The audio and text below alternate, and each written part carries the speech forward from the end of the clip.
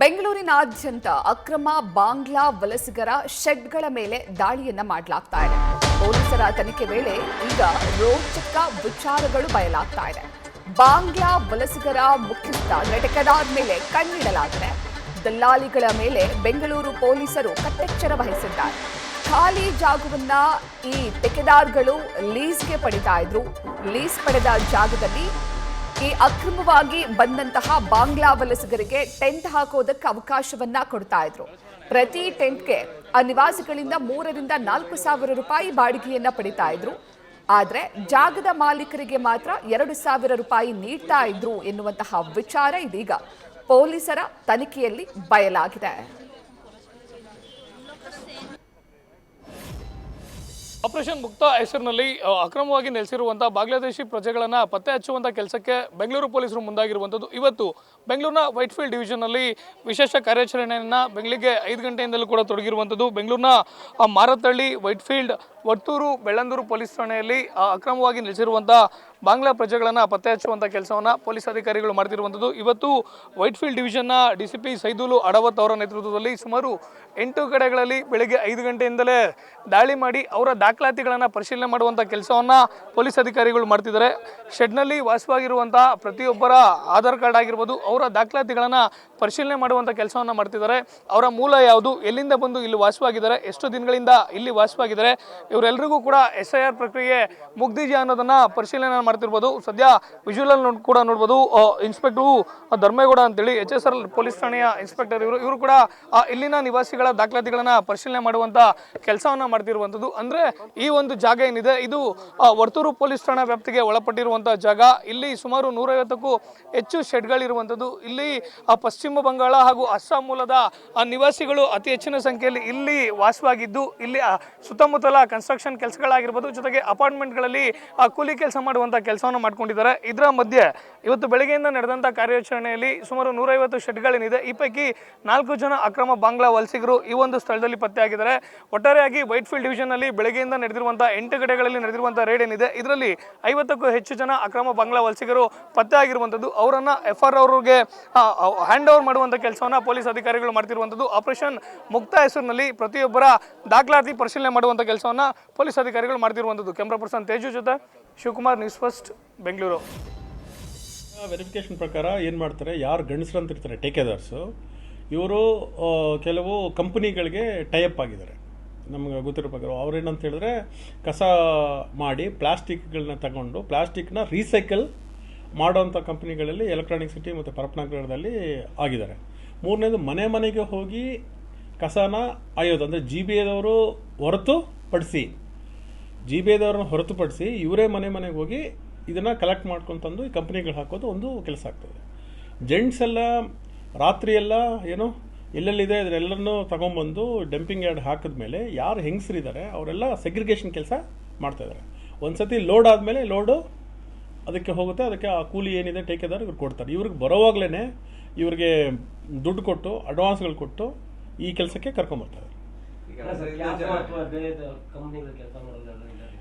ಈಗಿನವರೆಗೂ ನಮಗೆ ಸಿಕ್ಕಿರೋಂಥೆಲ್ಲರೂ ನಮ್ಮ ವೈಟ್ಫೀಲ್ಡ್ ಡಿವಿಷನಲ್ಲಿ ಒಂದೇ ಅಂತಲ್ಲ, ಮಾನ್ಯ ಪೊಲೀಸ್ ಆಯುಕ್ತರು ಬೆಂಗಳೂರು ನಗರದವರ ಆದೇಶದಂತೆ ಎಲ್ಲ ಕಡೆ ಇದು ಸ್ಪೆಷಲ್ ಡ್ರೈವ್ ನಡೀತಾ ಇದೆ. ಸೊ ನಮ್ಮ ವೈಟ್ಫೀಲ್ಡ್ ಡಿವಿಷನಲ್ಲಿನೂ ಈಗಾಗಲೇ ಸುಮಾರು more than around 500 staff officers ಎಲ್ಲ ಇನ್ವಾಲ್ವ್ ಆಗಿದ್ದೀವಿ.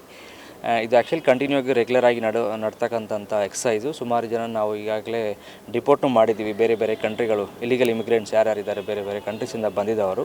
ಸೊ ಇವತ್ತು ಮಾರ್ನಿಂಗಿಂದ 6 o'clockಯಿಂದನೂ ಎಲ್ಲ ಪೊಲೀಸ್ ಸ್ಟೇಷನ್ ಲಿಮಿಟ್ಸಲ್ಲಿ ಸುಮಾರು ಮೋರ್ ದ್ಯಾನ್ ಅರೌಂಡ್ 30 ಪ್ಲೇಸಸ್ ಹತ್ರ 30 ಪ್ಲೇಸಸ್ ಹತ್ರನೂ ಇದು ವೆರಿಫಿಕೇಷನ್ ನಡೀತಾ ಇದೆ. ಸೊ ಅದರಲ್ಲಿ ಸುಮಾರು ಯಾರು ಡೌಟ್ಫುಲ್ ಇದ್ದರೆ ಅವ್ರದ್ದೆಲ್ಲ ಡಾಕ್ಯುಮೆಂಟ್ಸ್ ವೆರಿಫೈ ಮಾಡ್ತೀವಿ ಮತ್ತು ಅವ್ರದ್ದು ಏನೇನಿದೆ ಅಂತ ಚೆಕ್ ಮಾಡ್ತೀವಿ. ಅದನ್ನು ಫರ್ದರ್ ನಾವು ಏನಾದರೂ ಅವ್ರದ್ದು ID ಕಾರ್ಡ್ ಸಿಕ್ಕಿದರೆ, ಇಲ್ಲ ಬೇರೆ ದೇಶಗಳದ್ದು ಏನಾದರೂ ID ಕಾರ್ಡ್ ಸಿಕ್ಕಿದರೆ ಅವ್ರಿಗೆ FRR ಆಫೀಸ್ಗೆ ಬರಿತೀವಿ. ಮತ್ತು ಡಿಪೋರ್ಟೇಷನ್ಸ್ ಆರ್ಡರ್ ತೊಗೊಂಡು ಬಂದಮೇಲೆ ಲೀಗಲ್ ಪ್ರೊಸೀಜರ್ ಏನಿದೆ ಅದನ್ನು ಬೇರೆ ಕಂಟ್ರಿಗೆ ಯಾವ ಕಂಟ್ರಿದವ್ರು ಇದ್ದಾರೆ ಅವ್ರಿಗೆ ಡಿಪೋರ್ಟೇಷನ್ ಮಾಡ್ತೀವಿ. ಸೊ ಮಾರ್ನಿಂಗಿಂದ ನಮ್ಮ ವೈಟ್ಫೀಲ್ಡ್ ಡಿವಿಷನಲ್ಲಿ ಇದು ಎಕ್ಸಸೈಸ್ ನಡೀತಾ ಇದೆ. ಸೊ ಎಲ್ಲ ಇನ್ಸ್ಪೆಕ್ಟರ್ಸು, ACPಸು ಮತ್ತು ಇವಾಗ ಹೆಚ್ಚಿನ ಮಾಹಿತಿಯನ್ನು ನೀಡ್ತಾರೆ ನಮ್ಮ ಪ್ರತಿನಿಧಿ ಶಿವಕುಮಾರ್.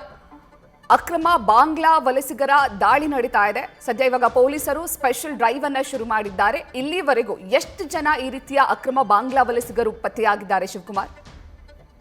ಪ್ರತೀಕ್ಷಾ, ಆಪರೇಷನ್ ಮುಕ್ತ ಹೆಸರಿನಲ್ಲಿ ನಿನ್ನೆ ಬೆಳಗ್ಗಿನಿಂದಲೂ ಕೂಡ ಇಡೀ ಬೆಂಗಳೂರಿನಾದ್ಯಂತ ಒಟ್ಟು 30 ಸ್ಥಳಗಳಲ್ಲಿ ಏಕಕಾಲಕ್ಕೆ ದಾಳಿಯನ್ನು ಮಾಡಿ ಅವರ ದಾಖಲಾತಿಗಳನ್ನು ಪರಿಶೀಲನೆ ಮಾಡುವಂಥ ಕೆಲಸವನ್ನು ಬೆಂಗಳೂರಿನಾದ್ಯಂತ ಆಯಾ ವಿಭಾಗದ DCPಗಳ ನೇತೃತ್ವದಲ್ಲಿ ನಡೀತಿರುವಂಥದ್ದು. ನಿನ್ನೆ ಒಂದೇ ದಿನ ಒಟ್ಟಾರೆಯಾಗಿ 30 ಲೊಕೇಶನ್ಗಳಲ್ಲಿ ಸರಿಸುಮಾರು 2,500ಕ್ಕೂ ಹೆಚ್ಚು ಜನ ಅನುಮಾನಾಸ್ಪದ ವ್ಯಕ್ತಿಗಳನ್ನು ಪರಿಶೀಲನೆ ಮಾಡುವಂಥ ಕೆಲಸವನ್ನು ಮಾಡ್ತಿರುವಂಥದ್ದು. ಅಂದರೆ ಅವರು ವಾಸವಾಗಿದ್ದಂಥ ಶೆಡ್ಗಳೇನಿದೆ ಅಲ್ಲಿಗೆ ಹೋಗಿ ಅವರ ಆಧಾರ್ ಕಾರ್ಡ್ ಆಗಿರ್ಬೋದು, ವೋಟರ್ ID ಎಲ್ಲವನ್ನೂ ಕೂಡ ಪರಿಶೀಲನೆ ಮಾಡುವಂಥ ಕೆಲಸವನ್ನು ಮಾಡಿದ್ದಾರೆ. ಮತ್ತೊಂದು ಕಡೆ ಅವರು ಯೂಸ್ ಮಾಡ್ತಿದ್ದಂಥ ಮೊಬೈಲ್ ನಂಬರ್ಗಳನ್ನು ಕೂಡ ಪರಿಶೀಲನೆ ಮಾಡುವಂಥ ಕೆಲಸವನ್ನು ಪೊಲೀಸ್ ಅಧಿಕಾರಿಗಳು ಮಾಡ್ತಿರುವಂಥದ್ದು. ಆದರೆ ನಿನ್ನೆ ದಾಳಿ ಮಾಡಿ ಪರಿಶೀಲನೆ ಮಾಡಿದಂಥ ಬಹುತೇಕ ಕಡೆಗಳಲ್ಲಿ ವಾಸವಾಗಿದ್ದಂಥವರು ಅಸ್ಸಾಂ ಹಾಗೂ ಪಶ್ಚಿಮ ಬಂಗಾಳ ಮೂಲದಿಂದ ಬಂದು ಬೆಂಗಳೂರಿನಲ್ಲಿ ಸಣ್ಣ ಪುಟ್ಟ ಕೆಲಸಗಳನ್ನು ಮಾಡ್ತಿದ್ದಂಥ ಕೂಲಿ ಕಾರ್ಮಿಕರು ಅನ್ನೋದು ಗೊತ್ತಾಗಿದೆ. ಪ್ರಮುಖವಾಗಿ ಅಕ್ರಮ ಬಾಂಗ್ಲಾ ವಲಸಿಗರು ಏನು ಬಂದು ನೆಲೆಸಿರುವಂಥದ್ದು, ಇವರು ಎಲ್ಲೂ ಕೂಡ ಪ್ರತ್ಯೇಕವಾಗಿ ವಾಸವಾಗ್ತಿಲ್ಲ. ಅಂದರೆ 10 ಸಂಖ್ಯೆ 20 ಸಂಖ್ಯೆಯಲ್ಲಿ ಎಲ್ಲೂ ಕೂಡ ಅವರು ವಾಸವಾಗ್ತಿಲ್ಲ. ಬೆಂಗಳೂರಿನಲ್ಲಿ ಯಾವ ಭಾಗದಲ್ಲಿ ಅಪಾರ್ಟ್ಮೆಂಟ್ಗಳು ದೊಡ್ಡ ಮಟ್ಟದಲ್ಲಿ ತಲೆ ಎತ್ತುತ್ತಾ ಇದ್ದಾವೆ, ಅದ್ರ ಪಕ್ಕದಲ್ಲಿ ಇರುವಂಥ ಶೆಡ್ಗಳಲ್ಲಿ ಅಸ್ಸಾಂ ಹಾಗೂ ಪಶ್ಚಿಮ ಬಂಗಾಳ ಮೂಲದ ಕಾರ್ಮಿಕರು ಬಂದು ನೆಲೆಸ್ತಾ ಇದ್ದಾರೆ. ಅವರ ಮಧ್ಯ ಅಂದರೆ ಸುಮಾರು 100 ಶೆಡ್ 200 ಶೆಡ್ ಇರುವಂಥ ಸ್ಥಳಗಳಲ್ಲಿ ಬಹುತೇಕರು ಅಸ್ಸಾಂ ಹಾಗೂ ಪಶ್ಚಿಮ ಬಂಗಾಳದ ಕಾರ್ಮಿಕರು ಇರ್ತಾರೆ. ಅವರ ಮಧ್ಯೆ ಬಂದು ಸೇರ್ಕೊಳ್ಳುವಂಥ ಕೆಲಸವನ್ನು ಬಾಂಗ್ಲಾ ವಲಸಿಗರು ಮಾಡ್ತಿರುವಂಥದ್ದು. ನಿನ್ನೆ ಎಲೆಕ್ಟ್ರಾನಿಕ್ ಸಿಟಿ ಡಿವಿಷನ್ 1ರಲ್ಲೇ ಸುಮಾರು 15 ಜನ ಅಕ್ರಮ ಬಾಂಗ್ಲಾ ವಲಸಿಗರು ಪತ್ತೆ ಆಗ್ತಾರೆ. ವೈಟ್ ಫೀಲ್ಡ್ ಡಿವಿಷನ್ನಲ್ಲಿ ಸುಮಾರು 9 ಜನ ಪತ್ತೆ ಆಗಿರುವಂಥದ್ದು. ಇಡೀ ಬೆಂಗಳೂರಿನಾದ್ಯಂತ ಕಾರ್ಯಾಚರಣೆ ನಡೀತಾ ಇದೆ ಆಯಾ ಡಿವಿಷನ್ನ DCPಗಳ ನೇತೃತ್ವದಲ್ಲಿ. ಆದರೆ ಸುಮಾರು 2,500ಕ್ಕೂ ಹೆಚ್ಚು ಜನರ ಪರಿಶೀಲನೆ ಆಗಿರುವಂಥದ್ದು. ಅವರ ದಾಖಲಾತಿಗಳ ಪರಿಶೀಲನೆ ಮಾಡುವಂಥ ಕೆಲಸವನ್ನು ಪೊಲೀಸ್ ಅಧಿಕಾರಿಗಳು ಮಾಡ್ತಿದ್ದಾರೆ. ಆದರೆ ಎಕ್ಸಾಕ್ಟ್ ನಂಬರ್ ಇನ್ನೂ ಕೂಡ ಪೊಲೀಸ್ ಅಧಿಕಾರಿಗಳಿಗೆ ಸಿಗ್ತಿಲ್ಲ. ಇದುವರೆಗೂ ಸಿಕ್ಕಿರುವಂಥ ಮಾಹಿತಿ ಪ್ರಕಾರ ಸುಮಾರು 30ಕ್ಕೂ ಹೆಚ್ಚು ಅಕ್ರಮ ಬಾಂಗ್ಲಾ ವಲಸಿಗರು ಪತ್ತೆ ಆಗಿದ್ದಾರೆ ಅನ್ನೋ ಮಾಹಿತಿ ಬರ್ತಾ ಇದೆ. ಇವರೆಲ್ಲರೂ ಕೂಡ ಪಶ್ಚಿಮ ಬಂಗಾಳ ಮಾರ್ಗವಾಗಿ ಬೆಂಗಳೂರಿಗೆ ಬಂದು ಇಲ್ಲಿ ಪಶ್ಚಿಮ ಬಂಗಾಳ ಮೂಲದವರು, ಅಸ್ಸಾಂ ಮೂಲದವರು ಹಾಗೂ ರೋಹಿಂಗ್ಯಾ ಮೂಲದವರು ಎಲ್ಲಿ ವಾಸವಾಗಿರ್ತಾರೆ ಅವರ ಮಧ್ಯೆ ಸೇರಿಕೊಂಡು ಅವ್ರ ಮಧ್ಯೆ ವಾಸ ಮಾಡುವಂಥ ಕೆಲಸವನ್ನು ಮಾಡ್ತಿರುವಂಥದ್ದು. ಪ್ರಮುಖವಾಗಿ ಬೆಂಗಳೂರಿನಲ್ಲಿ ದೊಡ್ಡ ಮಟ್ಟದ ಅಪಾರ್ಟ್ಮೆಂಟ್ಗಳೇನು ತಲೆ ಎತ್ತುತ್ತಾ ಇದ್ದಾವೆ, ಅದರ ಪಕ್ಕದಲ್ಲಿರುವಂಥ ಖಾಲಿ ಜಾಗಗಳನ್ನೇ ಟಾರ್ಗೆಟ್ ಅನ್ನು ಮಾಡಿ ಅವುಗಳನ್ನು ಬಾಡಿಗೆಗೆ ಪಡೆದು ಟೀಕೆದಾರ್ ಅನ್ನುವಂಥ ವ್ಯಕ್ತಿಗಳಿರ್ತಾರೆ. ಅಂದರೆ ಈ ಪಶ್ಚಿಮ ಬಂಗಾಳ, ಅಸ್ಸಾಂ ಹಾಗೂ ಉತ್ತರ ಭಾರತ ಮೂಲದಿಂದ ಬೆಂಗಳೂರಿಗೆ ಬಂದಂಥ ವ್ಯಕ್ತಿಗಳಿಗೆ ಖಾಲಿ ಇರುವಂಥ ಜಾಗಗಳನ್ನು ಬಾಡಿಗೆಗೆ ಪಡೆದು ಅಂದರೆ ಲೀಸ್ನ ರೂಪದಲ್ಲಿ ಬಾಡಿಗೆಗೆ ಪಡೆದು ಅಲ್ಲಿ ಶೆಡ್ಗಳನ್ನು ಹಾಕಿ ಬಾಡಿಗೆಗೆ ಕೊಡುವಂಥ ಕೆಲಸವನ್ನು ಈ ಟೀಕೆದಾರ್ಗಳು ಮಾಡುವಂಥದ್ದು. ಅಂದರೆ ಜಾಗವನ್ನು ಪಡೆದು ಅವುಗಳನ್ನು ಬಾಡಿಗೆಗೆ ಕೊಡುವಂಥ ವ್ಯಕ್ತಿಗಳಿಗೆ ಟೀಕೆದಾರ್ ಅನ್ನುವಂಥ ರೀತಿಯಲ್ಲಿ ಉತ್ತರ ಭಾರತ ಮೂಲದವರು ಹೇಳ್ತಿರುವಂಥವ್ರು. ಇವರ ಮೂಲಕವಾಗಿ ಬಾಡಿಗೆಯನ್ನು ಪಡ್ಕೊಂಡು ಅಕ್ರಮವಾಗಿ ಇಲ್ಲಿ ನೆಲೆಸಿರುವಂಥ ವಿಚಾರ ಸದ್ಯ ಪೊಲೀಸರ ವಿಚಾರಣೆ ವೇಳೆಯಲ್ಲಿ ಗೊತ್ತಾಗಿರುವಂಥದ್ದು. ಬಹುತೇಕರು ಪಶ್ಚಿಮ ಬಂಗಾಳ, ಅಸ್ಸಾಂ ಮೂಲದವರು ಅನ್ನೋದು ಗೊತ್ತಾಗ್ತಿದೆ. ಇವರ ಮಧ್ಯೆ ಸೇರ್ಕೊಂಡಿರುವಂಥ ಅಕ್ರಮ ಬಾಂಗ್ಲಾ ವಲಸಿಗರನ್ನ ಪತ್ತೆ ಹಚ್ಚುವಂಥ ಕಾರ್ಯವನ್ನು ಬೆಂಗಳೂರು ಪೊಲೀಸರು ಆಪರೇಷನ್ ಮುಕ್ತ ಹೆಸರಿನಲ್ಲಿ ಮುಂದುವರಿಸಿರುವಂಥದ್ದು. ಪ್ರತೀಕ್ಷಾ, ಥ್ಯಾಂಕ್ ಯು ಶಿವಕುಮಾರ್ ತಮ್ಮೆಲ್ಲ ಡೀಟೇಲ್ಸ್ಗೆ. ನ್ಯೂಸ್ ಫಸ್ಟ್ ನಿರ್ಭೀತಿಯಿಂದ ನಿಮ್ಮ ಪರವಾಗಿ.